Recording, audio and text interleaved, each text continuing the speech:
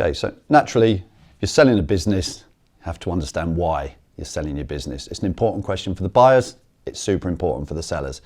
Now, there's two things I say to sellers when they're looking at exiting the business. Like I say, be really clear about why you are selling, and we'll come on to some of those reasons in just a moment, but really clear about why you're selling, and be really clear, and people don't think about this, about what you are going to do next. If you have been in your business 10, 12 hours a day for the last 15 years, there is going to be a big gap in your life when you have finished.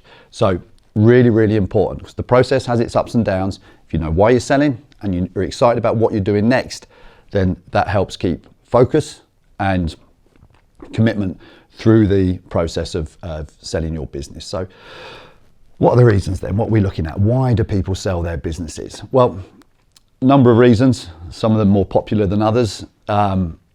Demand is one. Sometimes people work in a sector, or they have a type of business that the industry is in demand, or the location's in demand, depending on the type of business that you've got.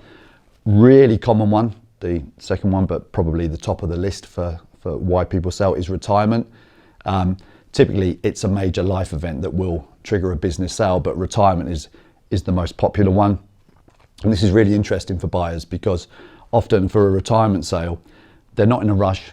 They're happy to work with the right buyer. They're happy to, after the sale has gone through, to stay working in the business for a period of time, and that gives security to the buyer.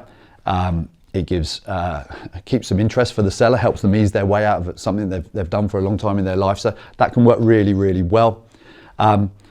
Flip side of that, sometimes if they don't want to keep working in the business, they just want to cash in. This often happens if people have built a business very successfully over a period of time. They've achieved their financial goals and everything else, and they're happy to say, right, that's it, that's done for me now, I'm just going to cash in and move on. Similarly, in terms of events in people's lives, relocation. Sometimes people are moving away from where they were and where they set up the business, and for various reasons the business can't go with them, so they'll relocate. Again, perfectly valid reason for sale, and a great opportunity to get into something that is up and running and operating well.